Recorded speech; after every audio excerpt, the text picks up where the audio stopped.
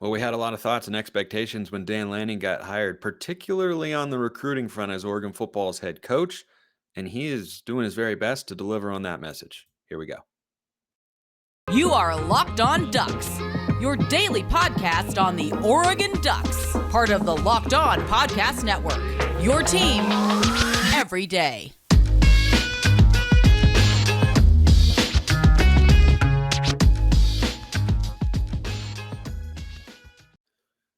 Yes, it is that time once again for Locked On Ducks. I'm your host, Spencer McLaughlin. Thank you so much for making this your first listen or your first view of the day. Part of the Locked On Podcast Network, your team every day, and your number one source to stay up to date with the Ducks. If you have not already, like, comment, subscribe, please, and thank you wherever you listen to or watch this show. Appreciate all you everydayers out there who are with me every day on audio or on YouTube. And we appreciate Max Torres as well. He covers the Ducks for Fan Nation at Sports Illustrated. He's also the host of the Ducks Digest podcast. We're going through spring game visitor lists. We're going through storylines today.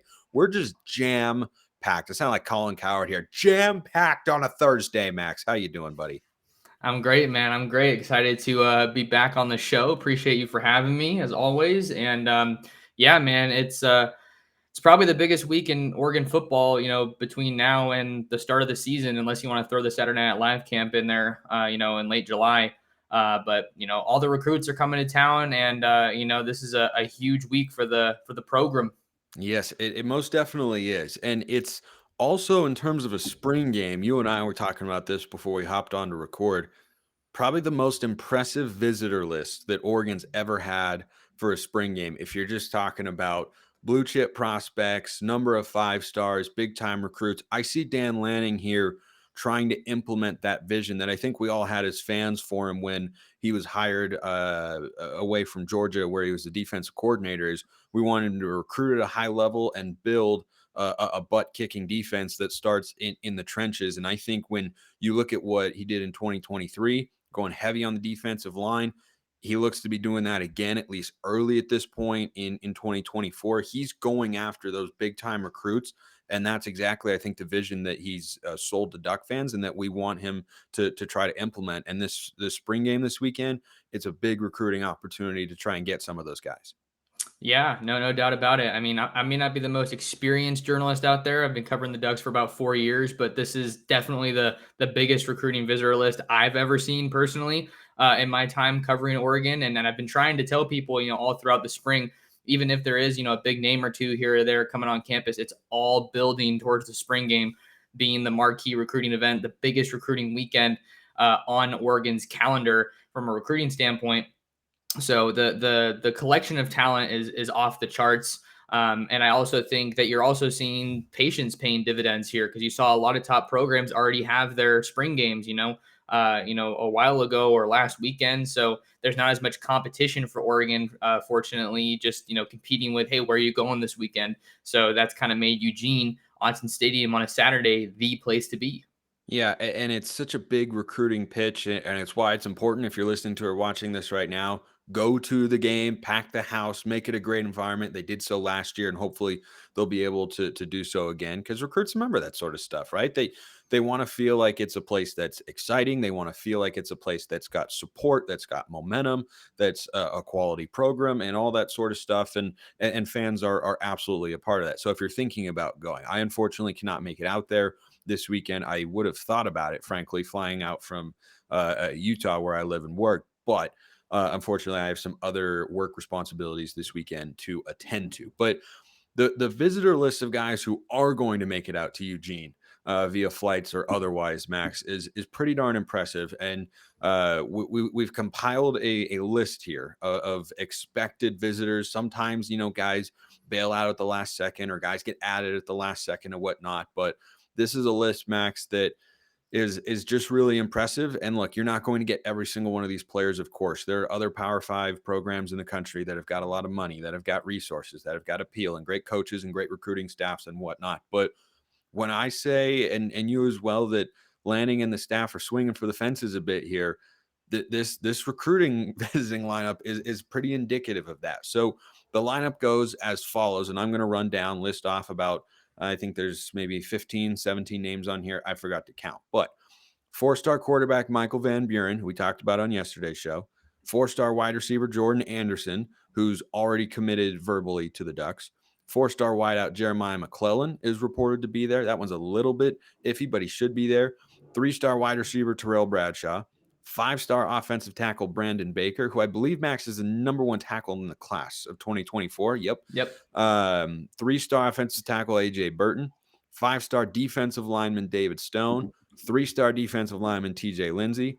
Now, 5-star edge Elijah Rushing, who we've talked about before and discussed yesterday, already visited the Oregon campus. He shuffled things around because of his high school prom, which I respect. You can do a visit basically anytime. You only get one. Well, I guess that'd be junior prom for him. But anyway, you get the point there. So he's already visited there. 5-star edge Dylan Stewart. 5-star edge Colin Simmons. 4-star edge Jamonte Waller. 4-star edge Jordan Ross. 5-star linebacker Justin Williams, 4-star linebacker Kamar Mathuti, 4-star defensive back Miles Lockhart, 4-star safety Jason Mitchell, 5-star safety KJ Bolton. That's 16 by my count, Max, and that's a lot of guys who are really high-profile recruits. Yeah, those names that you ran through, a lot of them are the top targets for Oregon in this 2024 class. And I think the important point to mention here, Spencer, is that for a lot of those guys, it's not their first time in Eugene, or they were just recently in Eugene, as you know, is the case with Michael Van Buren and Luke Moga. Those are some of the biggest visitors. Everyone wants to talk about the quarterback conversation, but I think for me, where the attention really lies is along that defensive line, and for good reason, because I've said a bunch of times that I feel like Oregon's defensive line has been good, but not great. And certainly not up to the level that it needs to be for the Ducks to win their first national championship or to go back to the playoff. And you can see right in front of your eyes when you're bringing guys like these in, David Stone, who just got added, or Colin Simmons, Rushing, who was just here. You're seeing the priority being placed on the defensive line position, on the edge position. Justin Williams is a big linebacker that the Ducks have been in a good spot. I thought he was going to commit to Oregon, back in the fall, but he decided to pump the brakes a little bit. And then Kamar Mathuti is a guy that I have predicted to Oregon as of right now. So the collection of talent really, I think, caters to Oregon's needs. And, the momentum that Oregon has built leading up to this is pretty significant as well. Landing a couple commitments, and Aaron Flowers, he's going to be there this weekend. Big time safety out of Texas. Oregon wins out over USC in that one. And Jackson Jones, edge rusher out of Arizona, he's going to be there. He's already committed to Oregon. So I think when you combine the big time targets as well as a number of commits being on campus, I think it really lays out well for Oregon and projects well for them to make this a heck of a weekend and to generate some serious buzz on the recruiting trail. Yeah, and by the way, those 5-star guys, David Stone, Brandon Baker, Dylan Stewart, Colin Simmons, Justin Williams, and KJ Bolden, those are all like top 5, 10 at their position in the country in the 2024 class. Like, these are big names, and we'll see who kind of gains traction with Oregon, who they're able to, form the best relationships with. I think of all the 5-stars that are in there, Elijah Rushing is probably the guy the Ducks are closest with at this point in time, but there's a lot of time between now and that first national signing day in December, or a second one in February, of course. But of all the guys here, where should Oregon's priorities be? Not where your priorities should be, which is going out and getting your next box of Built Bars. Because if you're looking for a delicious snack, but you don't want all the sugar and calories, you need the best tasting protein bar ever. Built. You got to try it. They have amazing flavors. They've just unveiled a new flavor. It's a peanut butter puff. It's amazing. 100% real chocolate is what they're covered in. That's why they taste so great. They've got a bunch of great flavors as well. Peanut butter brownie, churro. I'm a mint brownie guy. Cookies and cream. They've got everything. 130 calories, 4 grams of sugar, whopping 17 grams of protein. Go to your local Walmart or Sam's Club while you still can to get your specialty flavors as well at built.com, not clom, com, C-O-M, just kind of, normal internet stuff there. So built.com, Walmart, Sam's Club, get your next order of Built Bars. Bunch of great flavors, high protein, low calorie, low sugar, great taste.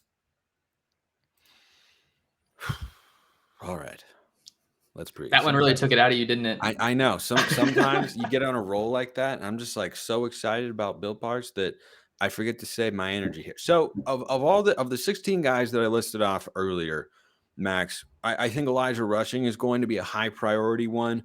Michael Van Buren, certainly a quarterback in the mix there as well. But is there any other name on this list that really stands out to you as someone that Oregon needs to have as a high priority? Sure, sure. Yeah, just to give my 2 cents real quick, I think that it is important that they prioritize Van Buren and Moga. I think the announcement of return visits for both of those guys.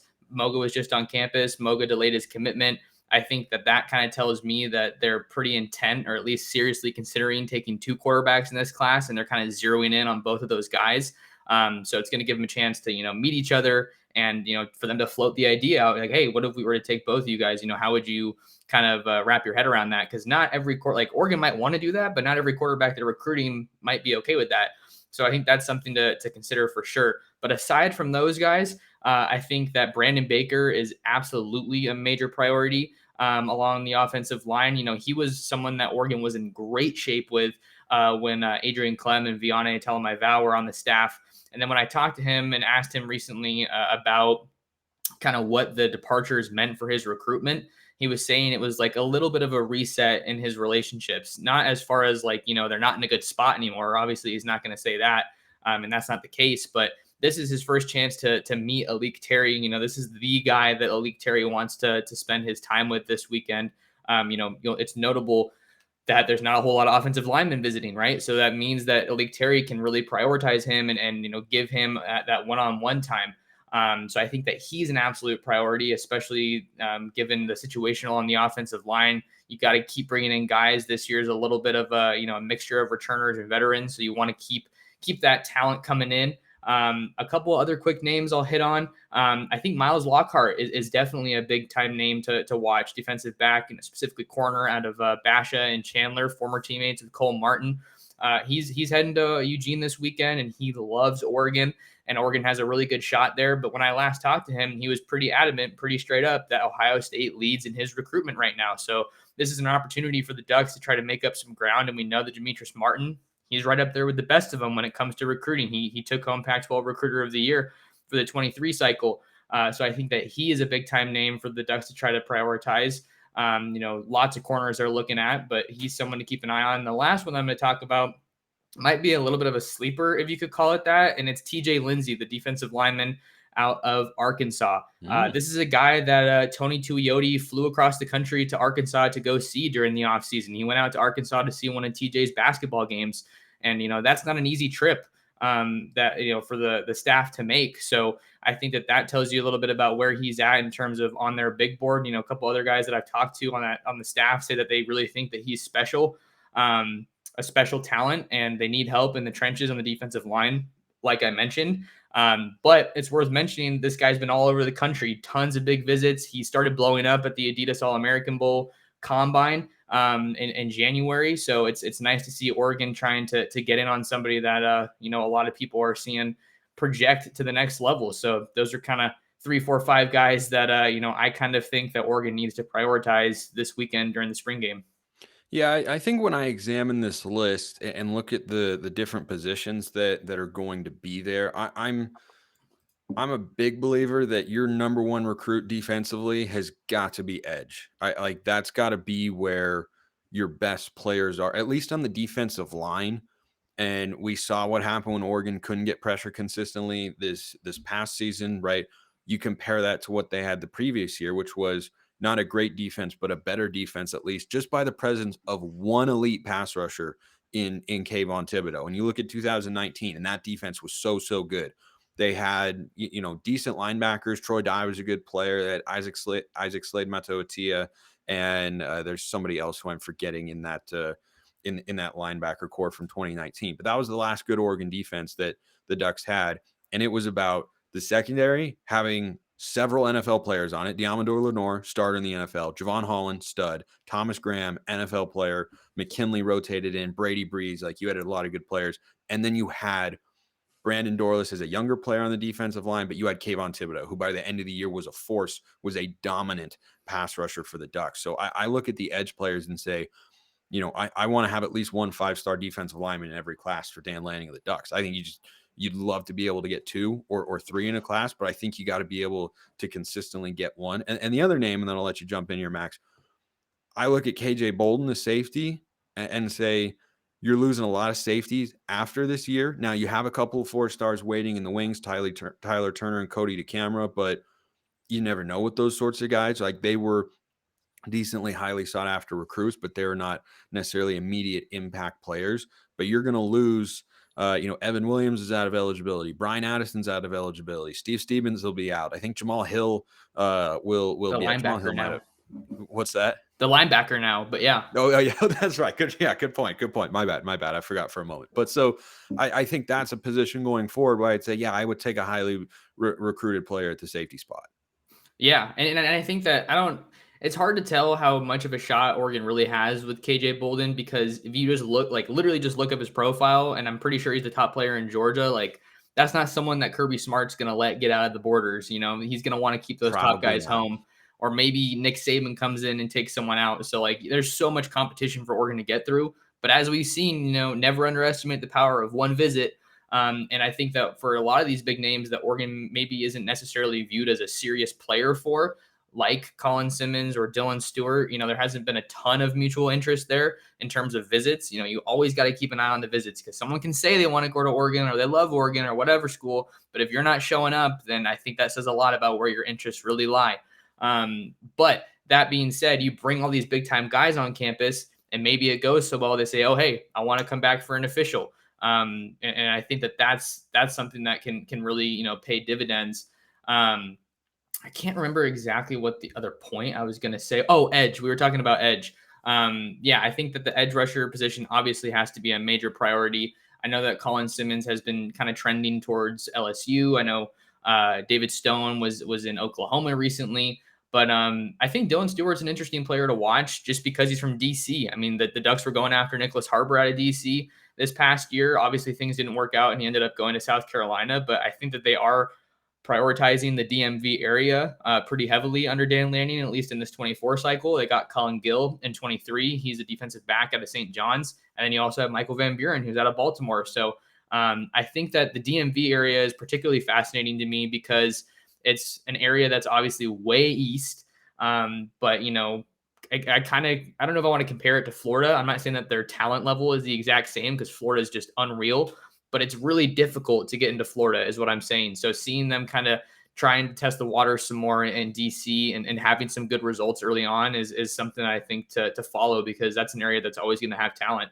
What does DMV stand for? DC, Maryland, and Virginia. Oh, okay. Or District of Columbia, Maryland, Virginia. I knew it was what you used to refer to that particular area, but I was trying to play out the acronym in my head. I'd gotten to a lot of different places, and that was not one of them. So thank you for the clarification there. Let's talk about the spring game itself, Max. Only about 500 different storylines to watch, whether that's, does Ty Thompson develop? How does the offensive line look? Is Kyler Casper playing? What's the defense like? If I just ask you off the top, 2 biggest storylines in the spring game, what would you say?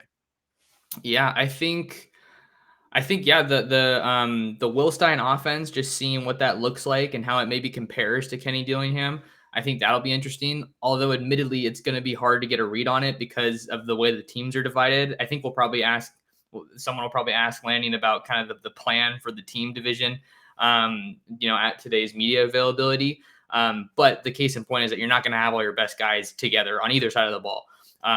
But the Wilstein offense, what does it look like? What can we take away from it? Because spring games are naturally so vanilla. I think that's going to be something that's really interesting. But, just in terms of plays, formations, how does it maybe look different there?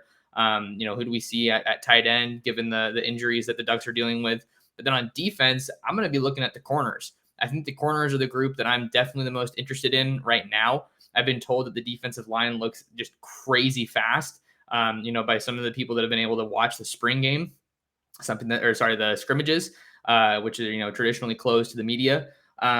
So I'm going to be looking at the corners because everyone wants to talk about replacing Christian Gonzalez. You got Kyrie Jackson, who comes over from Alabama. How does he look?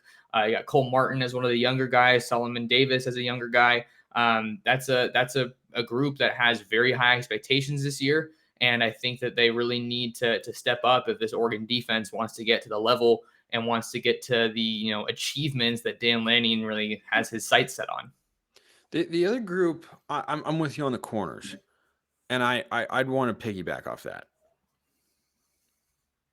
I think the safeties and the Jamal Hill transition are Sure. also kind of a big like the whole defense really is interesting to watch because you have so many new components and you have so many areas of growth that we're going to be looking for, in the game and then hopefully carrying that over into next season. So I'm definitely interested in the cornerback depth chart, but I think the safeties you've got a lot of different things at play there. Steve Stevens got mentioned by, I think it was Demetrius Martin, as a really good communicator recently in one of his post-practice pressers, and he's really valuable in that sense. And Steve Stevens has played a lot of football for the Ducks.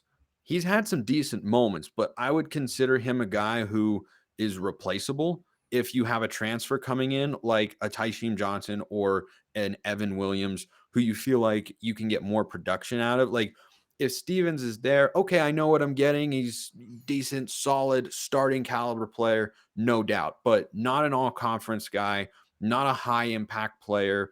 And so with the new safeties that are coming in, I wonder what that rotation looks like as well, because you've got Addison. I really like Brian Addison. I think he was Oregon's best safety consistently last year.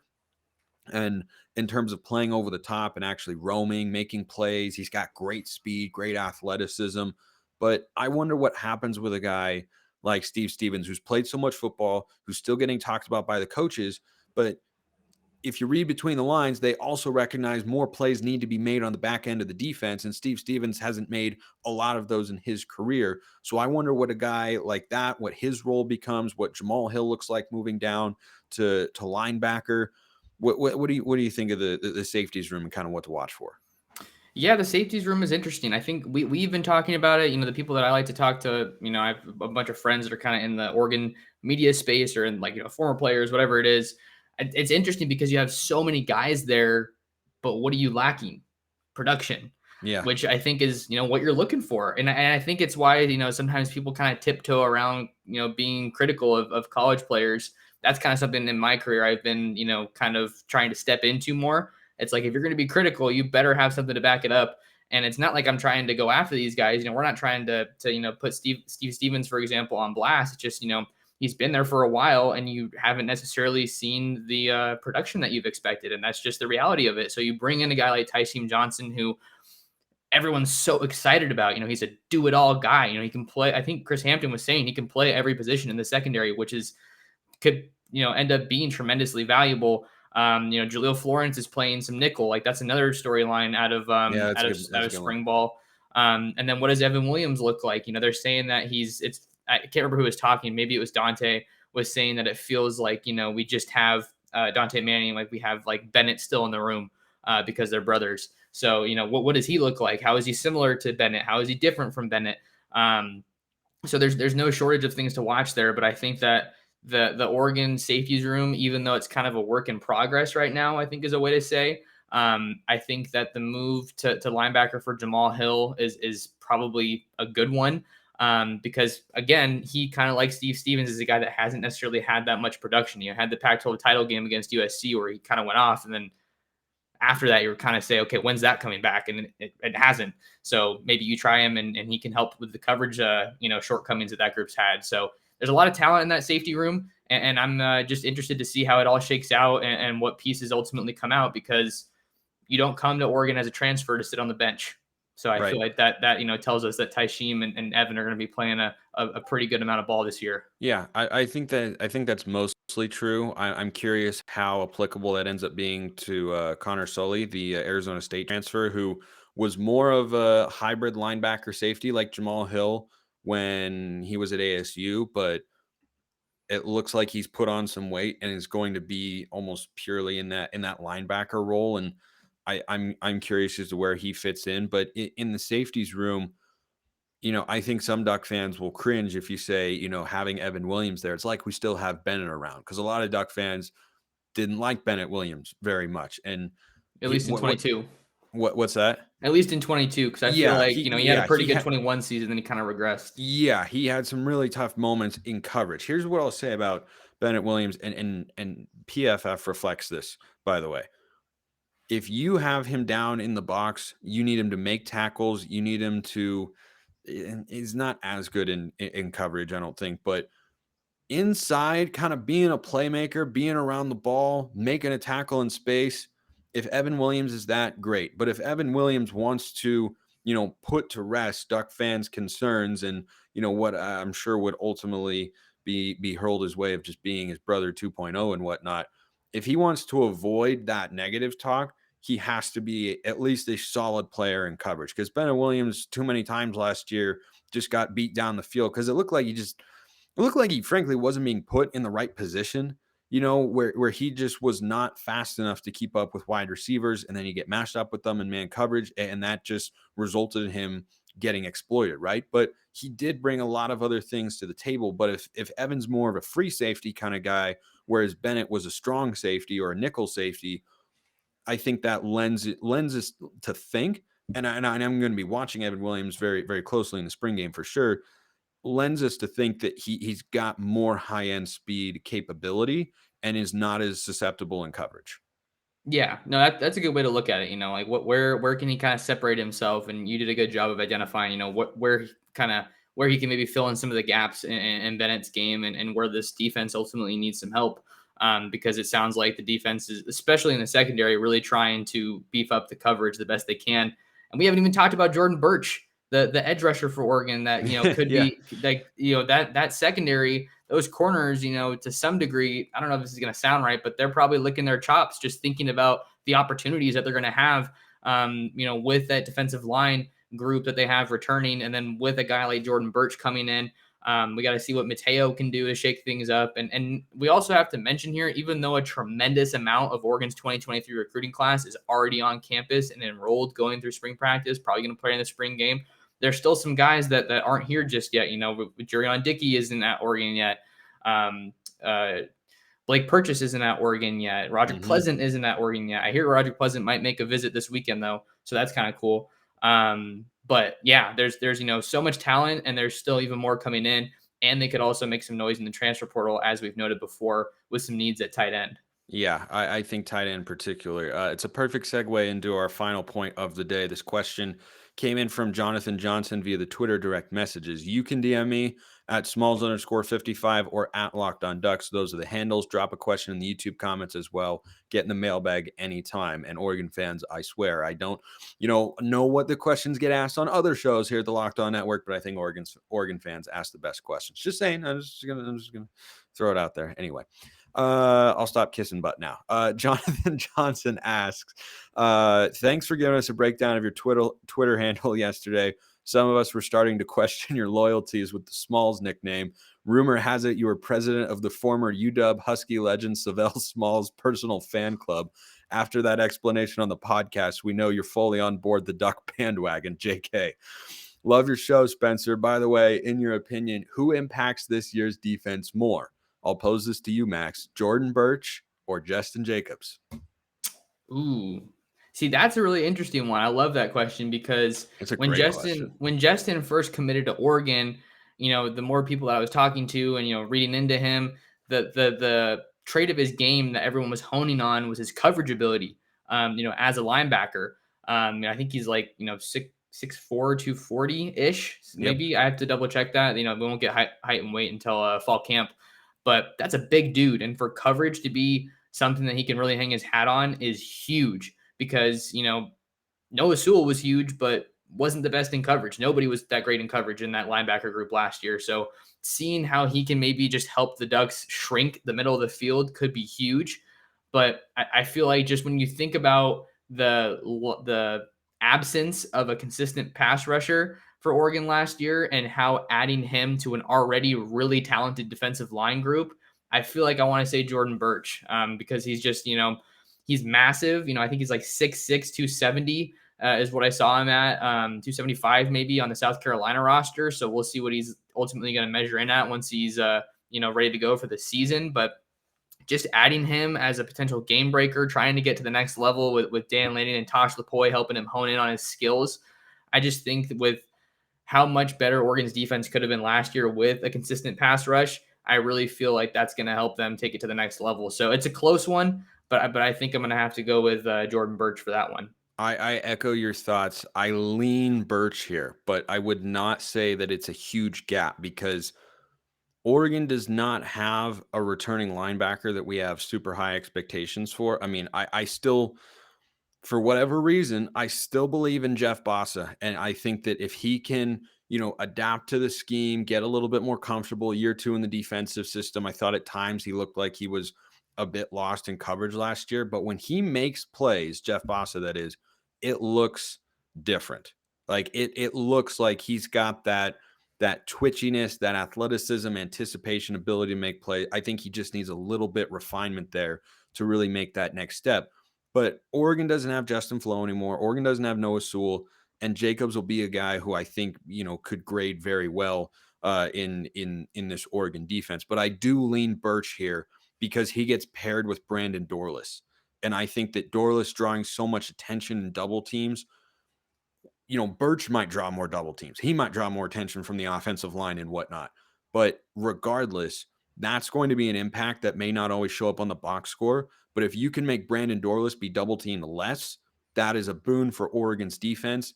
And I think that those two together, having them on the field and the potential of, if Mace Funa keeps playing at the, he was a Holiday Bowl MVP. If he plays at that level consistently, and if Mateo starts popping as a true freshman, then you could really have something working there on the defensive line.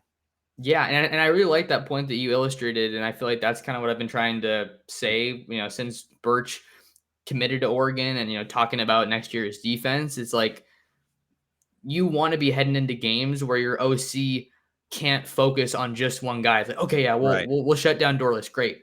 Well, what about Burch? Or we'll highlight Burch. Well, what about Dorlus? And then you have other guys like Casey Rogers and Keon Ware Hudson and Taki Taimani. And then who knows if one of these, I think 5 or 6 defensive linemen that Oregon signed in 2023, whether it be Tavita Pomee, Terrence Green, Michael Gardner, Amari Washington is someone I'm super excited about. He's not even at Oregon yet. Who knows if one of those guys is going to break into the rotation? Johnny Bowens is huge. Johnny Bowens is already there. Ashton Porter isn't there yet. Did you see that picture of the defensive linemen who are there right now? And Bowens was standing on the right. Yeah, no, he's huge, man. And I feel like ever since he committed, I was being told like that's a guy. I think what I was, he's there physically, obviously. Maybe has some processing and he has to get the defense down. I think that was maybe where some of the room to grow is at. But once it clicks for that guy, I mean, there is some seriously high expectations and excitement around Johnny Bowens, the second at Oregon. So I just love the depth. And we didn't even mention Popo Amavai is back too. Like, I mean, that just tells you how much depth this defensive line has. And I'd be curious if people wanted to comment. Like, I think this has a real chance to be Oregon's deepest defensive line since DeForest Buckner and Eric Armstead. There were so many good guys on that team. And I just feel like the defensive line that we're seeing right now just shows that Oregon is trying to take it up a notch and be different than they've been in the past. And then you're seeing that reflected in the future as well. They already did it in 2023, but look at all those guys we were talking about that are visiting this weekend on the defensive line.